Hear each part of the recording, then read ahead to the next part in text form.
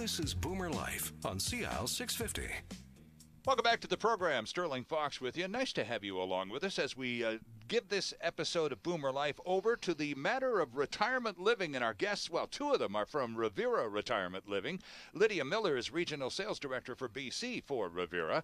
And Nicole Chandler is Lifestyle Coordinator at Hollyburn House in West Vancouver. And we are joined in studio by Ann McKenzie from Estate Property Services. Ann is, for all intents and purposes, a downsizer. You help business clients as well as senior clients because your company's diverse. That's right.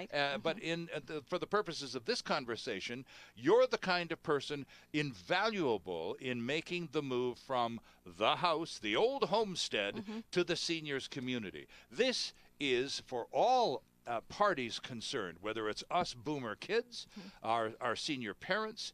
This is a tremendously emotional experience. It is.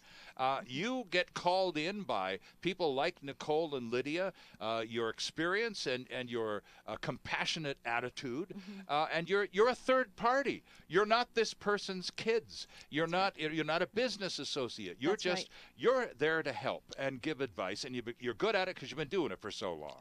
Thank you. How do you talk people down from the kind of emotional pitch some get worked up to? I'm not moving out of here. I've lived here all my whole life. And they're just really up in arms. How do you get off that perch and get back to a normal conversation? Well, they're usually up in arms because they're frightened of the unknown. And they want to make the move. They don't really know what's coming up. And if we can sit down with them and say, it's all doable.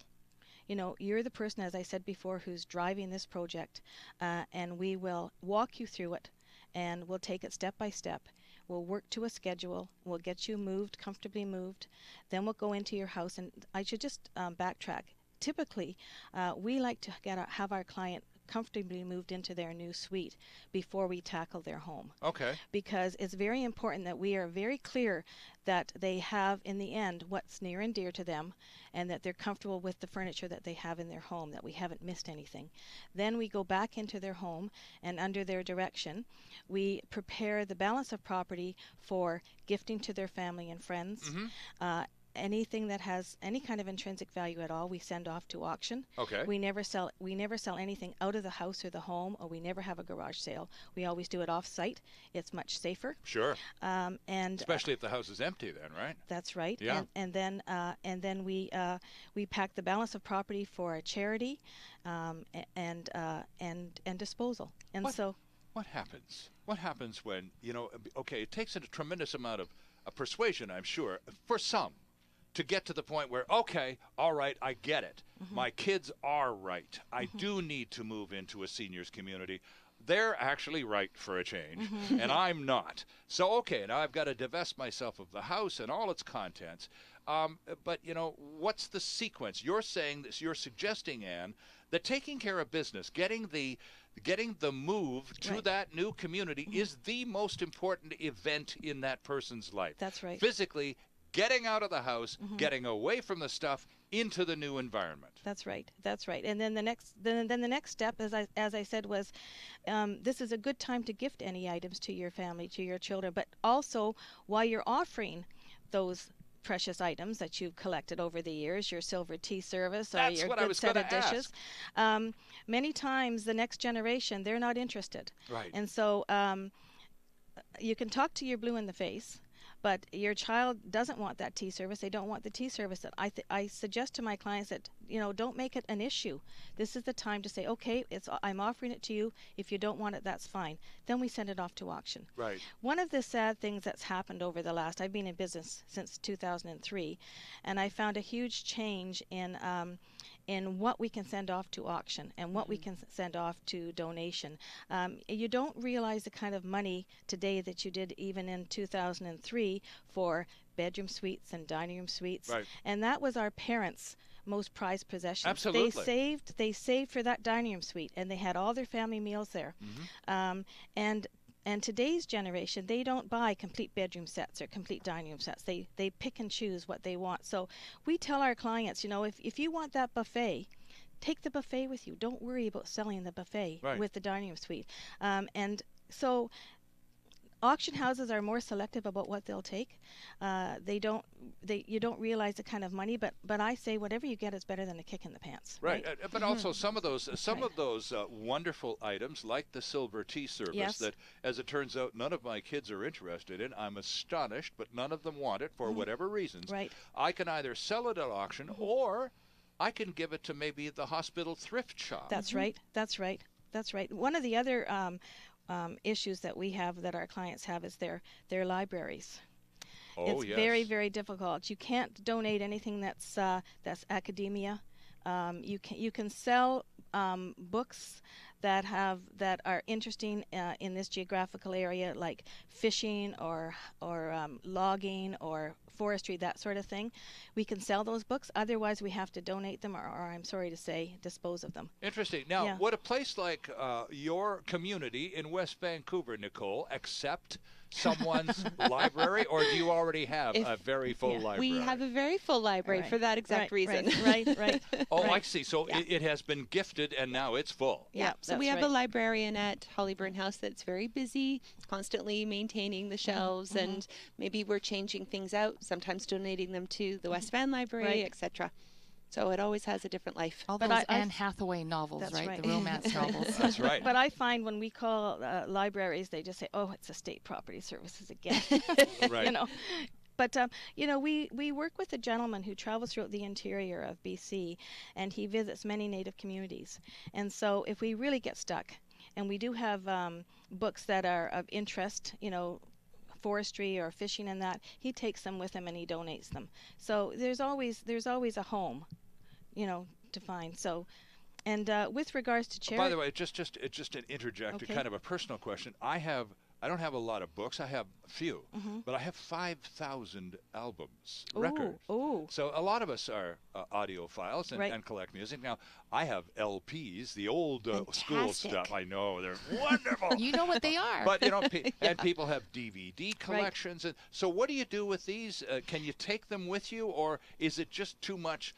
I mean, I couldn't put $5,000 records into I would think a one-bedroom suite. No, I wouldn't have anywhere to sleep. But could you separate yourself from them, or are they that important to you? Well, no, I could. Because if you couldn't separate yourself from them, then we suggest, and Crofton Manor and Hollyburn do have a very small storage units. Do you have units? Storage.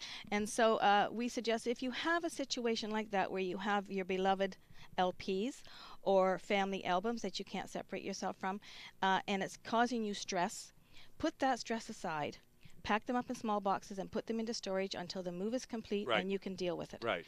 Because these are some non-starters. Say, well, I don't know what I'm going to do with all my albums. I can't move. Right. Or all my family albums. I can't move. Say, well, this is how we're going to deal with it.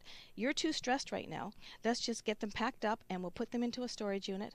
Put them in, and as you can deal with it, we'll bring them up to your suite and you can deal with them on a basis like that. I have a gentleman that moved into our care center, had a massive library. Okay. Walls and walls and walls. So he now has walls and walls and walls of books in his care center room. Okay. Narrow shelves. They've from IKEA. Yep.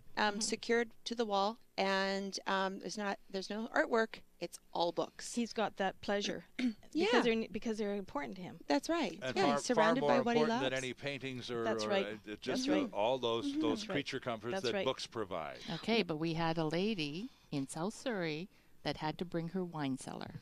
To Whitecliff? Yep. Okay. Yep. And how did that work out? Well, there was a little bit of storage, and then there was a huge closet for customized, what do you call it? Cooler. Thank you.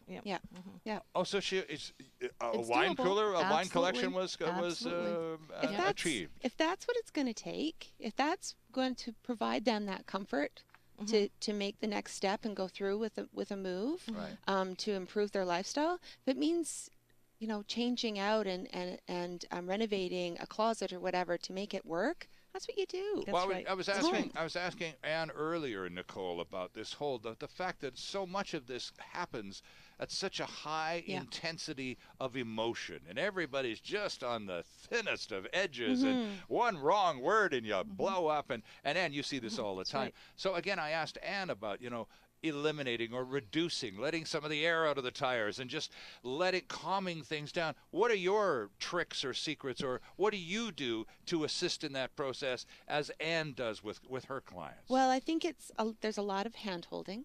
I had a lady that joined us recently losing her vision and just couldn't understand how in the world this was going to happen. Right. I don't know where to begin. I can't pack up my things.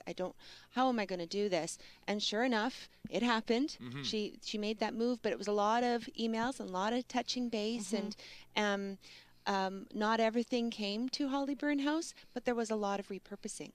And just because that one piece had this role for the last 40 years, doesn't mean it, maybe house dishes or what have you forever, but perhaps now it's going to be the console unit for your entertainment. And the neatest thing about that is when you're repurposing furnishings, when that resident walks into their new home, everything has a new life. Right. Things that you've lived with forever are new again. And that's often really exciting. And they're excited. They want their friends and family to come in. They're showing off again. Yep. They're really excited for something that was scary. And it's still a little scary. Oh, sure. But they're excited.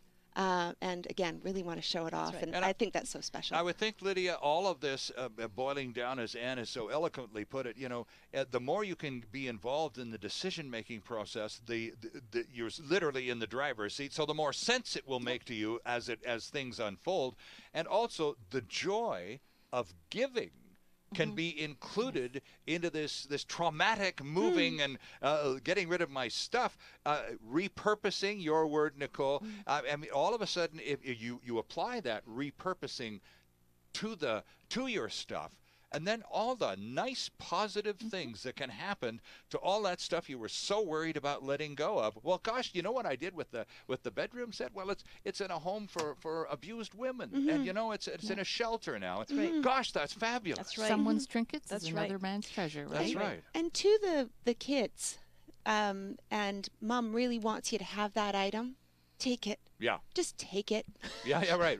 You don't have to display it in the front in the living room. That's right. If With all those pictures.